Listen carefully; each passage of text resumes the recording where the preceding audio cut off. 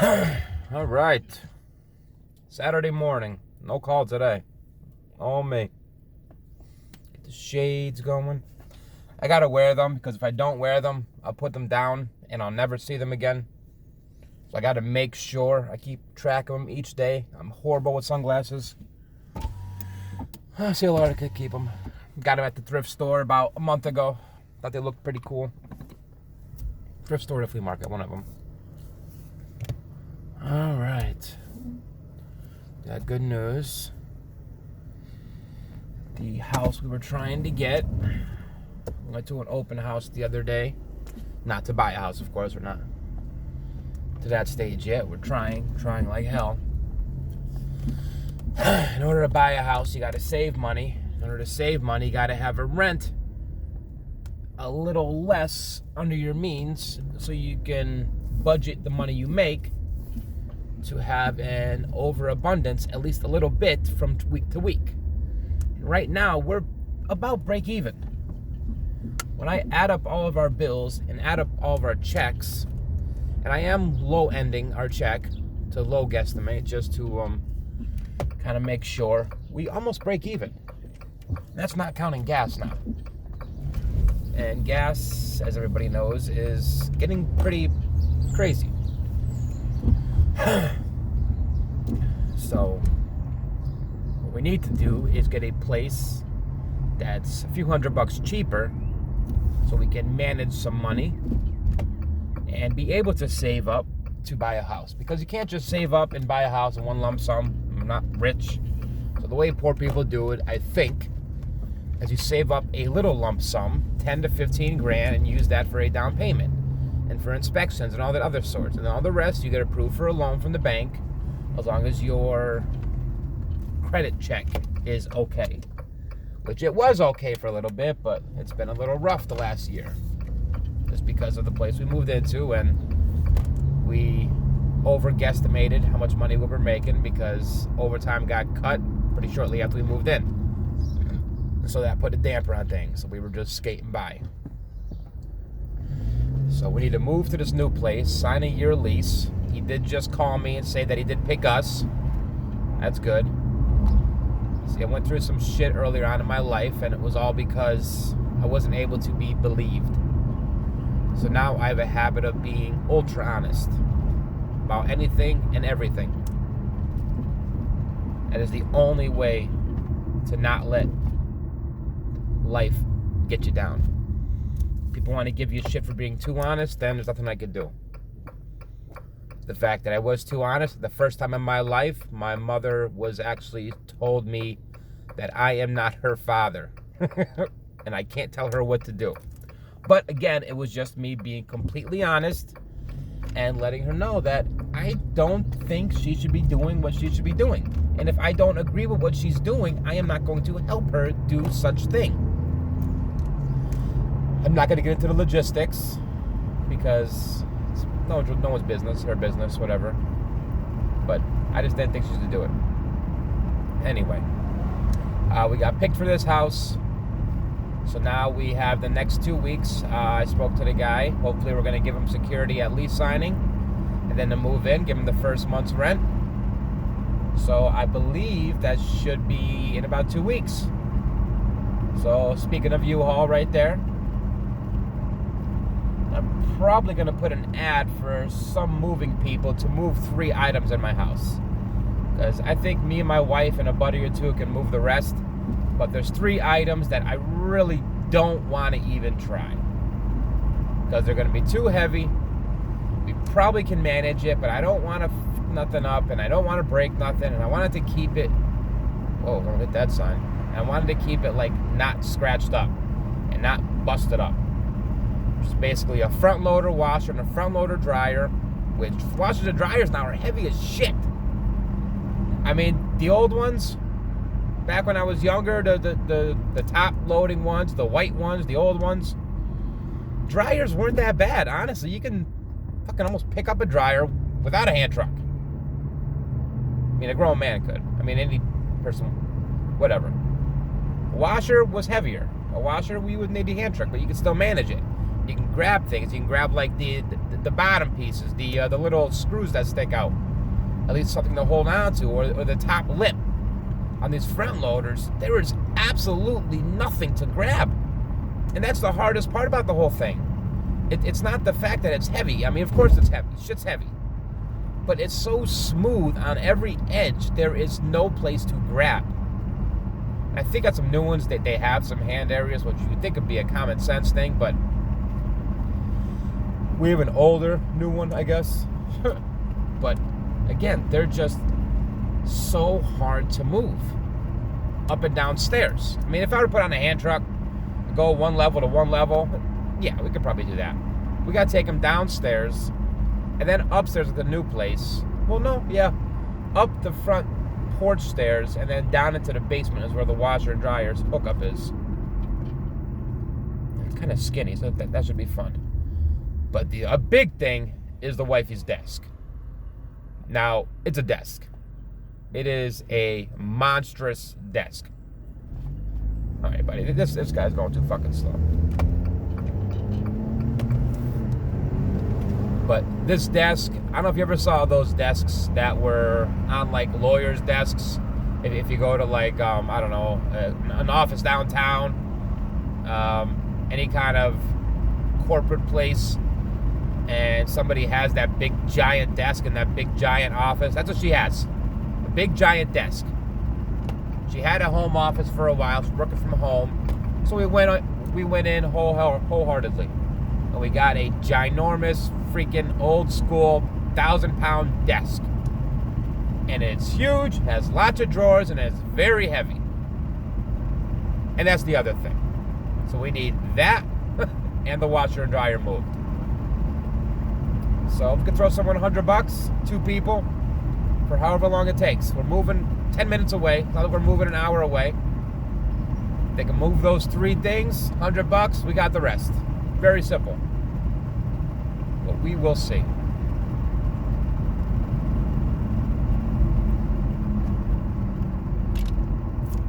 But going on Saturdays ain't bad. I don't mind going in on Saturdays.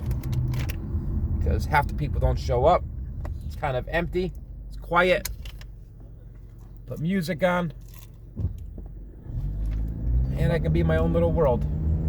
My own bay. Oh. You know, gotta share work.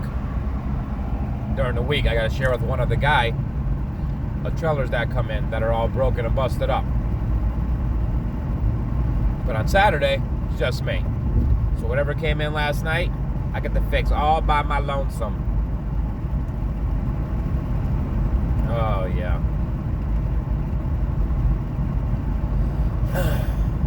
Oh, it is foggy as shit outside. That nasty storm from last night. I think the thunder was kicking pretty hard. But the house, I live in an apartment building now, and when thunder rocks your apartment building, there's a good chance that thunder hits your apartment building. Or if it hit pretty goddamn close. Thunder takes a lot to rock an apartment building, I would think. It's so much bigger. Oh. Yep, so now it's just keeping a level keel. No hurry, no rush. Saturday morning. Ooh, happy I brought my wallet. Saturday is the one day where I gotta use my name tag to open the door. But gonna have a yard again. We have 2 puppies, and they deserve space to run. We got the puppies while we were in the apartment complex for a Christmas present. And honestly, we thought we could make it work with a local dog park and the shared yard outside. It's not working. So the biggest reason we were moving, minus the money to save financially, but it was a yard. Puppies need a yard. They need their own space, their own area to guard, their own spot of grass to lay down on and call it theirs. Lay in the grass and bark at neighbors, or bark at a dog, or a squirrel, or a jogging pedestrian. Who the f knows? But these puppies deserve a yard. And as we're going into summer shortly, it should be very shortly, we're in May now, that they're going to be able to be out there in the nice warm weather. I will have a watering system, never you mind about that. I'll freaking put in a fucking pond if I have to. Okay, what? 2 lane goes down to 1 and you slow down to 20 miles an hour? So when it's passing, you're speeding 50. But as soon as it goes to 1 lane, that's when you drop your speed, huh? Yeah, alright, whatever.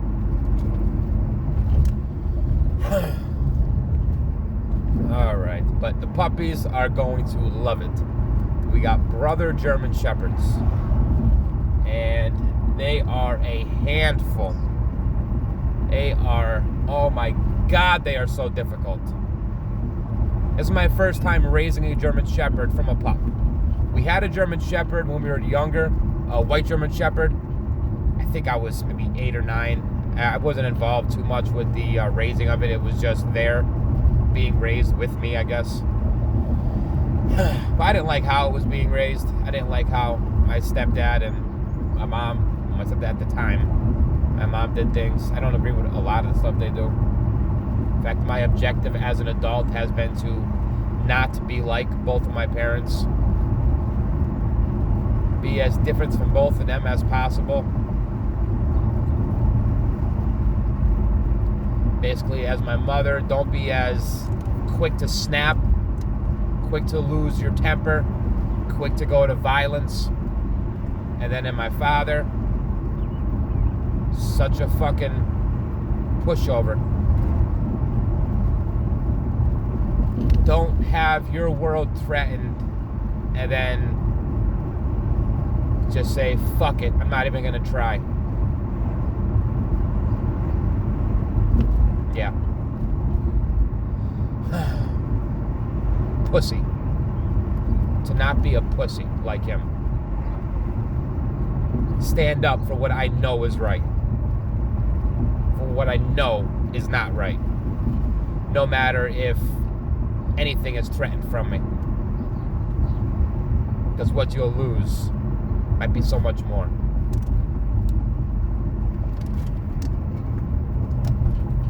But these puppies, we're going back and forth.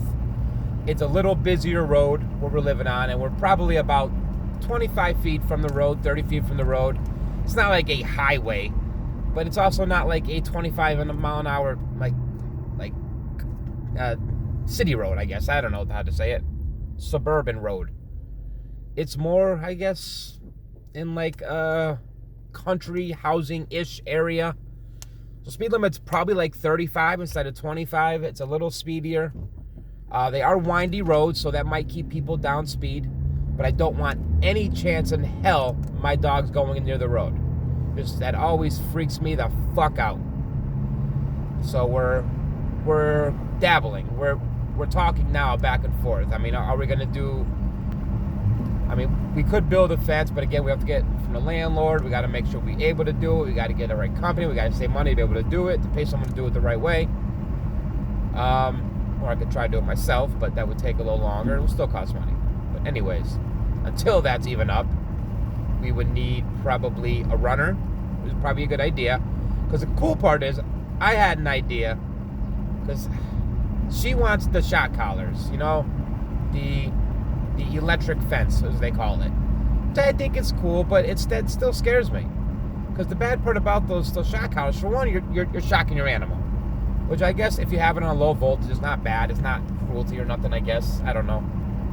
But the hard part is, if they get through that initial shock, they're stuck on the outside now. So to be able to get back to your yard, I mean, they won't be able to unless they run through the shock again. I think that's how it works. I'm not positive. That's the part that scares me. But anyway, the yard goes back on about a quarter acre, half acre-ish, and there's a shed like right in the middle of the back, all the way in the back. So I was thinking, if we had a runner on both sides, on the right and left side of the yard, they can reach each other. What is that noise? I have a flat.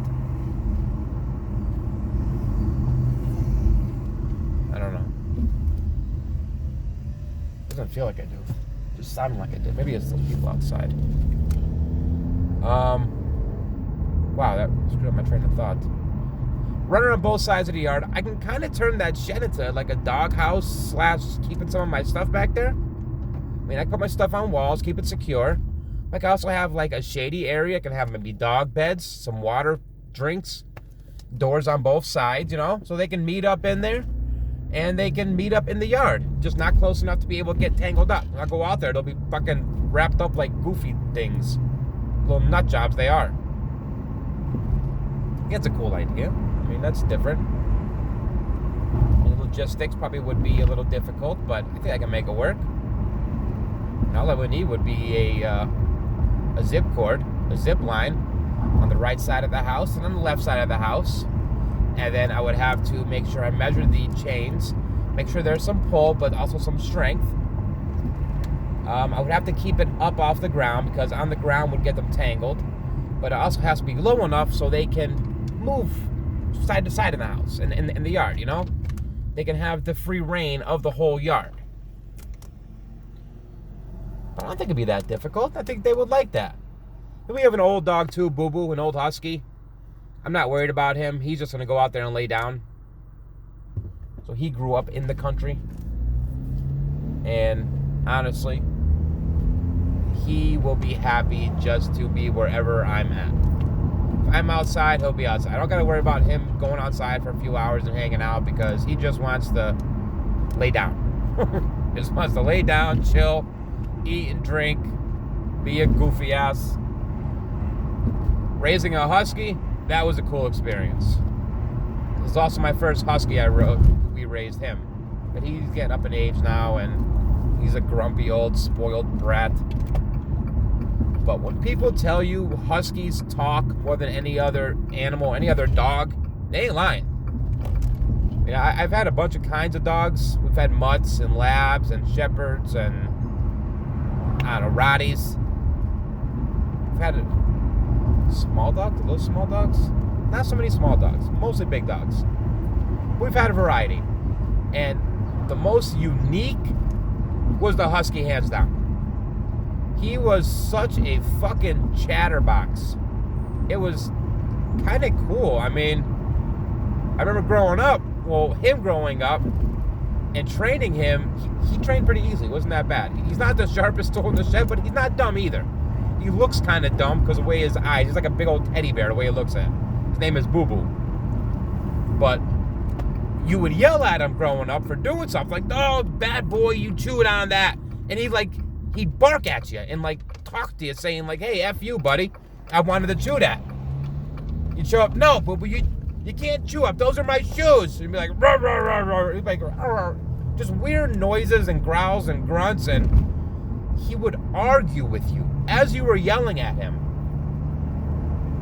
And it was so hard to stay mad, even if he chewed up your fucking shoes or your hat or your glasses or whatever. But he wasn't a big chewing problem. Honestly, earlier on, when we started seeing him starting to chew up stuff, we got rawhides, the little chewable little squares. They come in packs of 30 or so. He loves them. He's been chewing them for fucking years, and we just make sure we always have a chewable something. A chewable rawhide, a chewable bone, a chewable toy. And that, I think, probably saved half of our stuff. And even to this day, we get a Chewy out. He hops up. He's the only dog I can ever get to say please for it. He'll just bark and make a noise for it. He talks. Huskies talk. Now, the difference between the husky and the shepherds are fucking nuts.